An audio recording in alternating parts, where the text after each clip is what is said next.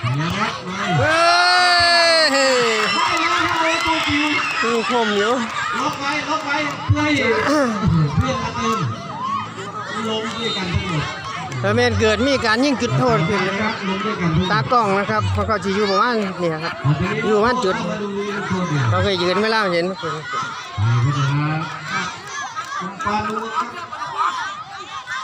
พุ่งโอ้วิธียิงเบ็ดเสาที่เก่งนะ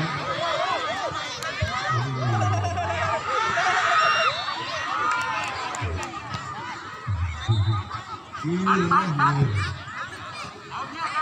หลังด้วยระวังตัวเฮ้ย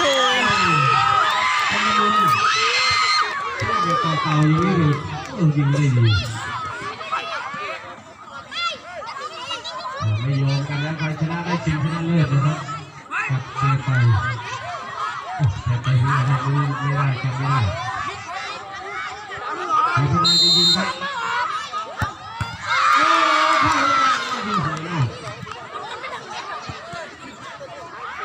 ต้องจะเป็นลูก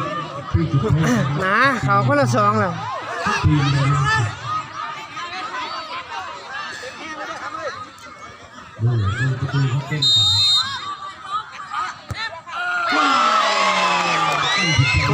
3-0แล้ว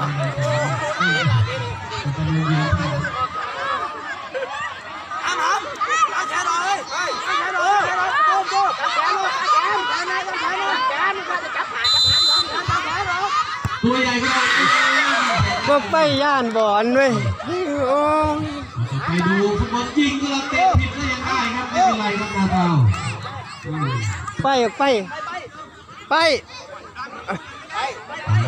าแล้วครับมาผม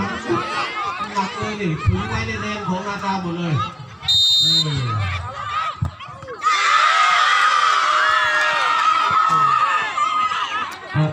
นี่คนที่4บอกดีใจจังว่าคุณต้องมีคนที่มีข้อไปแล้วนะ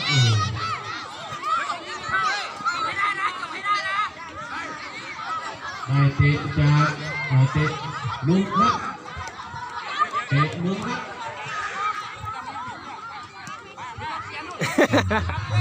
ไปเอ้ยตอนนี้พักสนามได้เลยดูจะยิงประตูขึ้นทางได้ไหมเสียงว่าจากลูกเตะ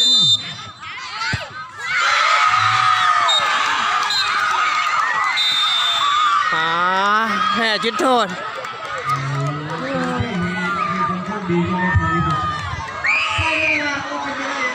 นักกีฬาห้องหายเลย